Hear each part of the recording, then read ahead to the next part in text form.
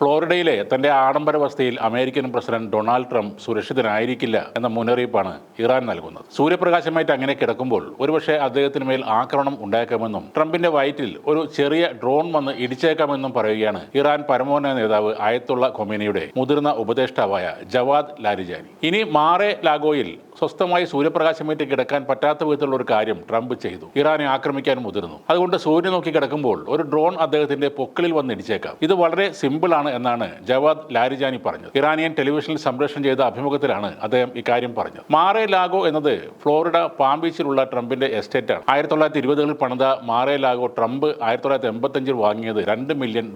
ഇന്ന് അതിന്റെ വില ഏതാണ്ട് $400 മില്യൺ കൂടുതൽ വരും. 1995 ഏപ്രിലിൽ ട്രംപ് ഇത് അംഗങ്ങൾക്ക് മാത്രം പ്രവേശനമുള്ള ഒരു ക്ലബ്ബാക്കി മാറ്റി. എന്നാൽ അദ്ദേഹത്തിനും കുടുംബത്തിനും അവിടെ സ്വകാര്യ വസതിയുമുണ്ട്. അവിടെ കിടക്കുമ്പോഴുള്ള കാര്യമാണ് ഇറാൻ സൂചിപ്പിച്ചത്. ആയത്തുള്ള അലി ഖമനേയിയെ പരിഹസിക്കുകയും ഭീഷണിപ്പെടുത്തുകയും ചെയ്യുന്നവർക്കെതിരായ പ്രതികാരം എന്ന് പ്രഖ്യാപിച്ചുകൊണ്ട് ഒരു ഓൺലൈൻ പ്ലാറ്റ്ഫോം പ്രത്യക്ഷപ്പെട്ടിരുന്നു. അതിലൂടെ പൊതുജനങ്ങളിൽ നിന്ന് വ്യാപകമായ ധനസമാഹരണം നടത്തുകയും ചെയ്തു. ഇതുവരെയായി $40 മില്യൺ സമാഹരിച്ചെന്നാണ് റിപ്പോർട്ടുകൾ. $100 മില്യൺ ശേഖരിക്കുക എന്നതാണ് ഈ സംഘത്തിന്റെ ലക്ഷ്യം. ഖമനേയിയുടെ ജീവന് ഭീഷണി ഉയർത്തുന്നവരെ നിയമത്തിന് മുന്നിൽ കൊണ്ടുവരാൻ കഴിയുന്ന ഏതൊരാൾക്കും ഞങ്ങൾ ഈ സമ്മാനം നൽകുമെന്ന് പ്രതിജ്ഞ ചെയ്യും. ഇതാണ് ആ വെബ്സൈറ്റിലെ സന്ദേശം. കഴിഞ്ഞ ദിവസം ഇറാനിലെ പുരോഹിതർ ട്രംപിനും നെതന്യാഹുവിനുമെതിരെ ഫത്വ പുറപ്പെടുവിച്ചിരുന്നു. ദൈവത്തിന്റെ ശത്രുക്കൾ എന്നായിരുന്നു ട്രംപിനെയും നെതന്യാഹുവിനെയും അവർ വിശേഷിപ്പിച്ചത്. അവർക്കെതിരെ ആഗോളതലത്തിൽ മുസ്ലിങ്ങൾ പ്രതികരിക്കണമെന്നും ഫത്വയിൽ ആവശ്യപ്പെട്ടിരുന്നു. ഇസ്രായേൽ ഇറാൻ സംഘർഷത്തിൽ അമേരിക്ക നടത്തിയ ഇടപെടലാണ് ഇറാനെ ചൊടിപ്പിച്ചത്. ഇറാനിലെ 3 ആണവ കേന്ദ്രങ്ങളിൽ അമേരിക്ക ആക്രമണം നടത്തിയത്. തുടർന്ന് ഇറാൻ ഖത്തറിലെ അമേരിക്കൻ വ്യോമത്താവളത്തിൽ മിസൈൽ ആക്രമണം നടത്തുകയും ചെയ്തു. അതിന് പിന്നാലെയാണ് വെടിനിർത്തലിനായി